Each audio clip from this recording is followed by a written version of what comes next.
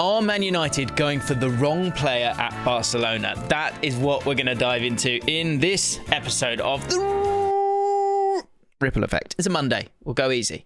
If you didn't see the first episode of The Ripple Effect, the idea is that, yes, transfers happen, but what is the ripple effect from those transfers? If you are new and you enjoy this video, make sure you hit the like button and subscribe and hit the notification bell because we're going to do some really wicked live streams this week. Phone in, incoming as well. So if you want to get involved, then make sure you're subscribed to the channel.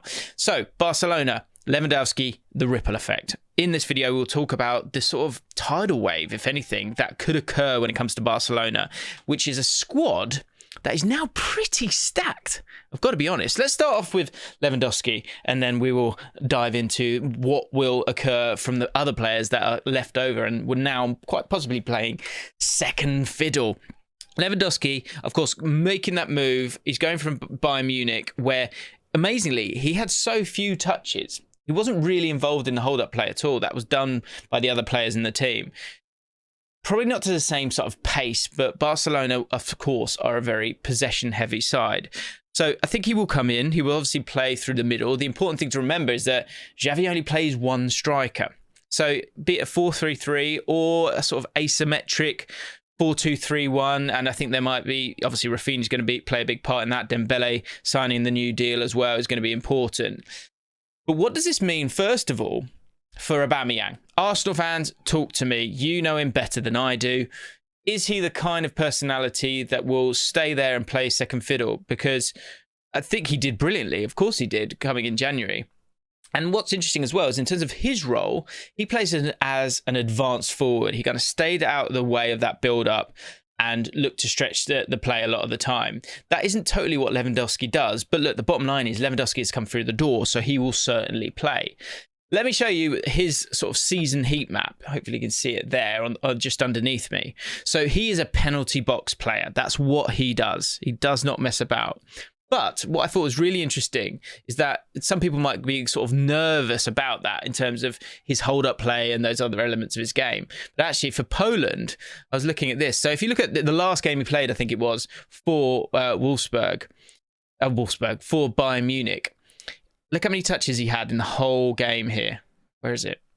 38 touches in the whole game. Actually shifted over to that left-hand side a little bit, but the important thing was that he was getting close to goal, being in the goal. That's what he's about, and because of the dominance of them, that's it's what he's able to do. But he's certainly capable at coming and getting the ball, as shown by the Poland-Wales game. That's where, he's obviously their best player by an absolute mile. So with that in mind, let me just change it here.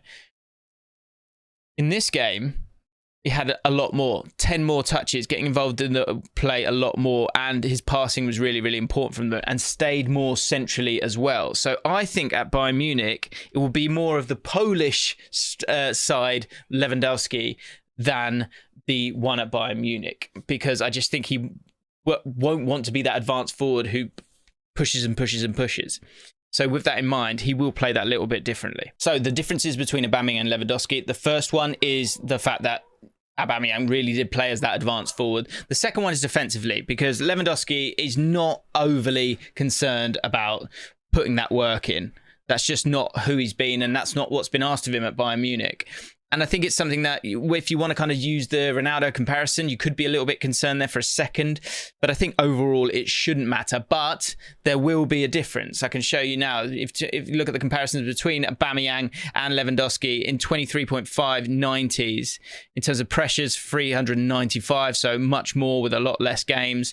Tackles as well, obviously more as well. So you'll get more defensive output from Aubameyang, unless Lewandowski wants to kind of put a little bit more work rate in. The bottom line is Aubameyang is not going to be the first choice striker. It's going to be Lewandowski. So what does that mean for Aubameyang? He's one of the first who, surely his future is up for grabs now, which he's got to be absolutely devastated with, because he has done so well for them. But he surely wants to be the main man at any club. The big question is he happy at Barcelona playing second fiddle?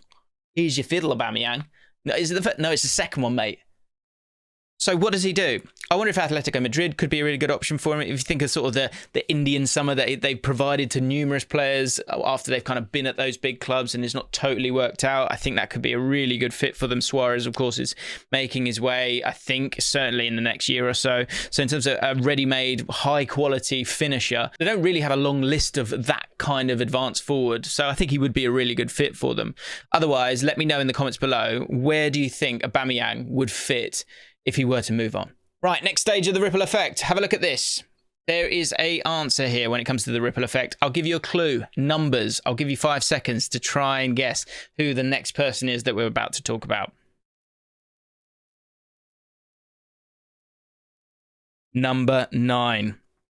Lewandowski is the number 9. There's another number 9 on that page right now. Memphis Depay. And Memphis Depay's future is certainly in a very precarious state when it comes to Barcelona. He played quite a lot for Barcelona last year, but it's not only the number 9 shirt that's going to be given up for Barcelona this year.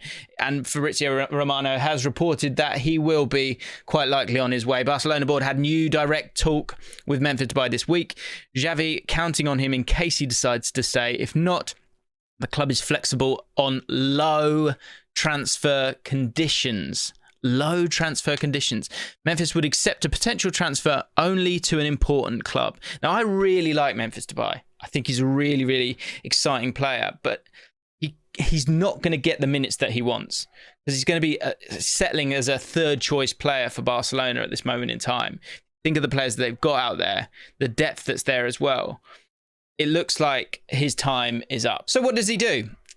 Importantly, from that tweet there, he's talking about it being an important club. Now, what is an important club? Another question for the comments there. But what is a sort of, if he wants to go to a big club, that seemingly really limits his options. Now, Memphis is, pacey, direct, can get on the ball, has that incredible kind of mercurial talent to him, the ability to get on the ball, take players out of the game, start on that left-hand side and come into the central areas of the pitch. Be a central striker as well. He's done that in the past, did that at Lyon brilliantly, and has done that for Barcelona as well. But what kind of player wants that player on the left-hand side? Who starts on that left-hand side, because it's such a hot spot for football teams right now. They want that quality out there. So a couple of options are, first of all, and it's one that won't happen, but I think Man United are missing a trick here. He would be a superb fit for Man United. Such a great fit, but because of the history of, he'd been there in the past and made his way, it probably won't happen. But in terms of a player on the left-hand side who wants to get on the ball and then come into central areas, yes, you've got someone like Rashford out there, but Memphis Depay at the moment, his stock is much, much higher. Would you take him back? If you're a Man United fan, would you want Depay back? As someone who can play on that left-hand side, there is not a depth of talent out there. They're deciding, should Sancho be out there? Should Rashford be out there? Alanga? These are all names that aren't really of the level of what you want. I think, if you think of, say, like Tadic at Ajax, could Depay be that kind of player? If you think of how well he plays for the Netherlands as well, it gives you different options. He would be an amazing signing. And when we talk of low transfers, I wonder if that could be part of the deal with De Jong. Is there something that can be done there? Obviously, I'm just shooting the breeze with you guys.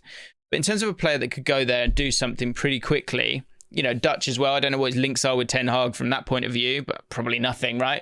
But in terms of a player who can have an impact at the highest level, I think Depay is being slept on a little bit here. Arsenal seem to be in the market for a winger as well, but I don't think he really suits the profile for them in terms of his age. As a 30-year-old, it's probably not really what they want to be doing at this moment in time. But again, maybe there's that bit of experience, that dealing of the pressure, putting it on his shoulders, something that he thrives in, certainly has done for the Netherlands. So maybe that's something that he would want to do. But those two feel a little bit far-fetched. I'd be surprised if it hadn't. I mean, I go back to the idea with Man United in particular. I think there's something in that, but it would be something that would raise eyebrows and probably concern Man United fans in terms of the mistakes that they've made in the past. In terms of another big club, Chelsea, in terms of a dynamic front line, him on the left-hand side, getting Havertz involved, Mount, Raheem Sterling as well, that could be a really exciting, dynamic front three for them to go with as well. It's one of those, again, does Tuchel want someone like Depay whose work rate isn't bad, but he isn't about kind of pressures, and I think a lot of these top teams now, especially in the Premier League, they want incredible dynamism in terms of off the ball as well as on the ball. So it'd be interesting to see if they wanted to sort of make that happen. But that as a front three would be really exciting. If you imagine Depay on that left-hand side, kind of getting the ball, does Raheem Sterling play on the right-hand side? Does he play as a number 9 all of a sudden? Do you put Depay as an attacking midfielder as well? I think that gets forgotten as well. And actually, I can show you the positions that he played last year. You can see it here. So he was a striker most of the time. I think often we do, and I do myself, I focus of him on the left-hand side. Importantly, in terms of that Chelsea link as well, if you think of where Havertz plays, this is Memphis playing for the Netherlands recently. That's a very similar position that Havertz has played in a lot. So in terms of providing that cover as a central striker, that's what Memphis Depay could offer to Chelsea as well. In terms of other options further afield, not in the Premier League, there's two that really stand out for me. First of all, I think Napoli would be a really, really good option for him. If you think of Insigne leaving, going to Toronto, and so on that left-hand side, you can see there's options there. He could work there, but also play through the middle as well. He could play up front for this side as well and step in when Osimhen isn't available for the team as well. I think he'd be a really, really strong fit for Napoli. And also Lyon. He obviously did brilliantly at Lyon previously. And if you think of Toto Akanbi plays wide on that left-hand side, but Aouar looks like he's going to Betis. Chirk is a really exciting talent, but it's early days for him. He's very, very young. And in terms of up front, you've got Dembele, and then that's about it. Slimani is average, isn't he, at best? And Paqueta as well is another player. Looks like he's going to be leaving soon. So for Memphis Depay, when he's talking about big clubs, Napoli, I think, is a wicked shout for him. Lyon is a wicked shout for him. Man United, I will come back to that again. And Chelsea, I think, would be a really good shout. Final thing I want to talk about is De Jong in terms of that ripple effect, because the main casualty from the Lewandowski transfer looks like it's going to be Memphis by all accounts. But if we have a look at that Barcelona squad one last time, in terms of the amount of players that they have here, it's pretty outrageous. Fati, Dembele, Aubameyang, Depay, Ferran Torres we haven't spoken about. I mean, Martin Braithwaite, I expect to make way. I think he's been linked with the Bees. But also in midfield, Pedri, Gavi, Busquets still looking pretty strong. Rafinha's just come through the door as well. And Frank Kessie as well as a box-to-box midfielder for them as well. So with this in mind, and the moves that have been made already, and the financial situation, which I would love to hear your thoughts on, there is space for Depay to leave, and importantly, Frenkie de Jong. Obviously, it's so much more complicated than that. There's problems with the wages that he's owed. But in terms of that midfield being okay, and the attacking options for Barcelona as well, Frenkie de Jong should be moving, I would imagine, this summer. And I think it's just one of those where it's kind of about money, it's kind of about wages, and it's kind of about politics as well. But there is an incredible depth of talent at Barcelona right now. They are stacked. And that's before we even talk about the young attacking talent that's there at Barcelona as well, coming through at La Masia. So that is the ripple effect. If you've spotted any ripple effects, let me know in the comments down below. If you're new to the channel, hit the subscribe button, hit the like button as well, and go check out the last episode of The Ripple Effect and the other great content on the channel. I'll see you next time.